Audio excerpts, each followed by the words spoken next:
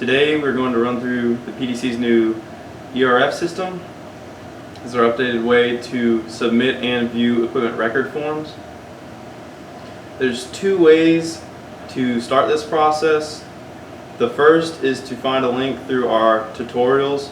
That's in the maintenance folder on the S drive. You can follow it through, and the Laserfiche forms instructions will give you the link to the website. All forms will be submitted through this website. If you try to go through the old way on Lotus Notes, it will take you to a link here, and that can also take you to the forms website. I'm trying to see. Is it showing that? No, you just keep going. There you go. So this is the website that it'll take you to. This is the home page here. It has its own inbox system, so you can check your inbox if, for instance, you have a process that needs to be completed on your end. Then all of those will show up here. You can search what tasks you have available, which forms you have saved as drafts here. If you want to start an ERF form from scratch, go to the Start Process tab, Equipment Record form here. These equipment record forms are for all different types of equipment, from trailers to centrifuges, and this one form can be used for every type of equipment. Just make sure you specify. There's a lot of fields here. If it has a red asterisk, that means it's a required field, and it will not let you submit the form until that is filled out. Certain fields, such as email, have a certain format that you have to follow in order to submit. If I type in something that's not in an email format, it will give you an error until you correct it.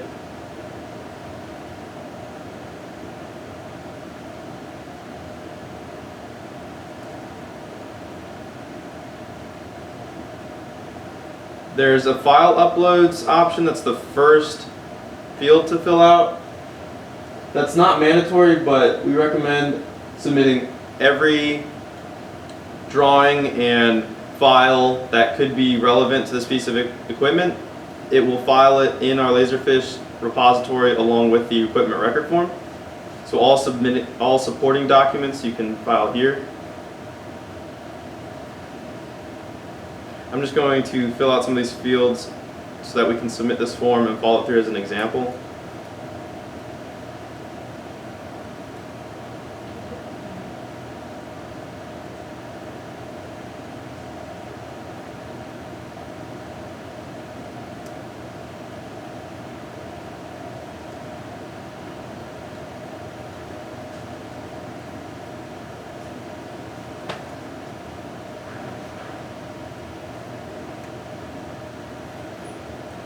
If you want to copy someone on this email chain, you can put their emails here, up to 3. That will notify them when the equipment record form has been approved. When you specify new or existing piece of equipment, it will actually change the way that the form looks and what fields are required.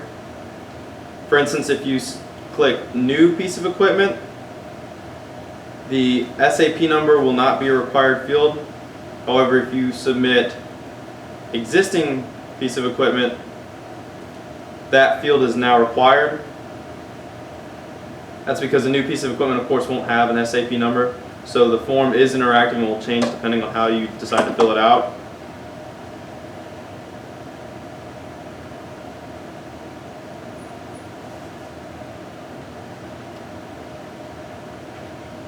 So for this, I'm going to fill out a form for a pump in MDU North.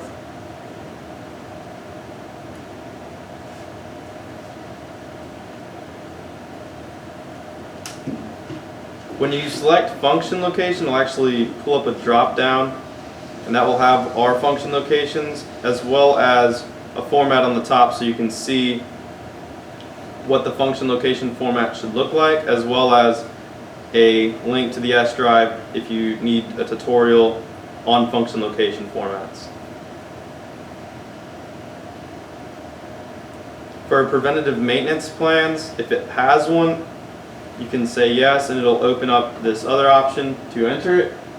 That's not required, however, because the maintenance team will be filling out all preventative maintenance plans to make sure that every piece of equipment that you submit an ERF for has a preventative maintenance plan before it's filed into Laserfiche.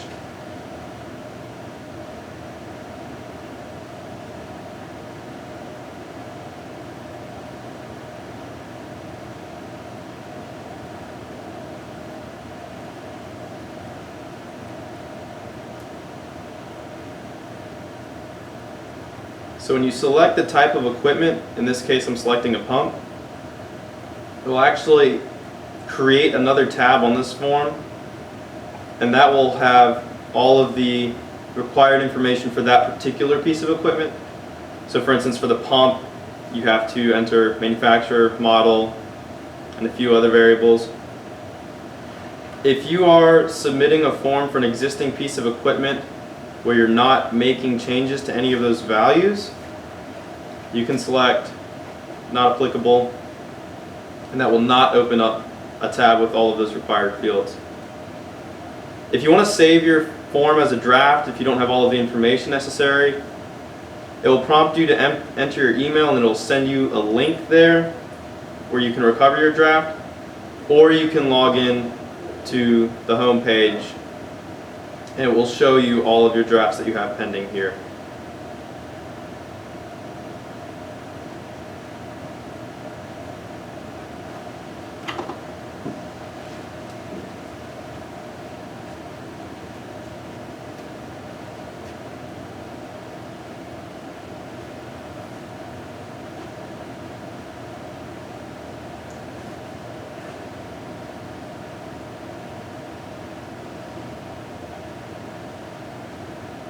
So after you submit your equipment record form, it normally will take you to a page where you can choose to print it. However, because I am the administrator, logged in as the administrator, it's taking me to the next step, which is the approval process.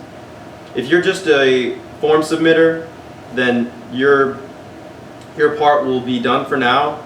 However, the administrators will see a screen that looks like this, and it will let them comb through the form and make any comments they want. If there's any information that they still need, they can send it back, and they can send it back with comments for the submitter. They'll get an email notification when their form is returned to them so that they can log in and make any corrections that are necessary.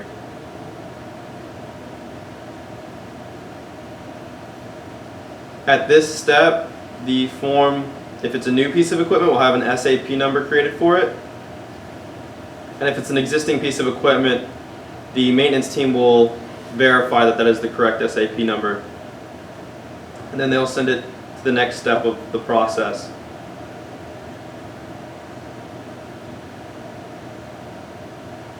Note, you can always keep track of the history of this form on the side, and this is where you'll see all of the comments that are made by the maintenance team and the form submitter, with a history of all of the comments and edits. And you can always view the form at what it looked like at whichever stage of the approval process you want. Now this stage is where the maintenance team will verify that the preventative maintenance plan for this piece of equipment is correct, or create one if necessary.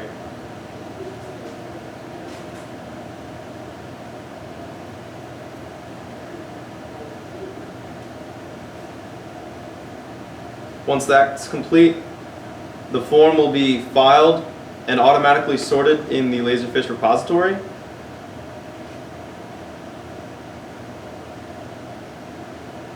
Where you can find it by going to equipment information and searching on it by unit.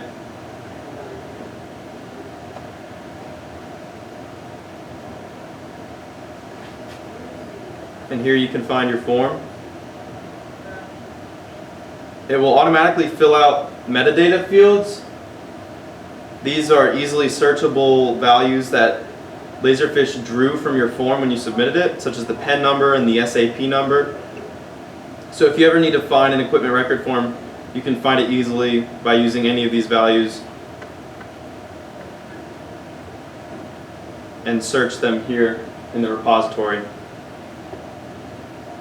If you attached any documents on this ERF when you submitted it, those will also file in the same location with whatever names they were given. And so that's how you create an ERF form and how it's filed into the Laserfiche repositories. Any questions? Nope, I'm good. Anything else, Nicole?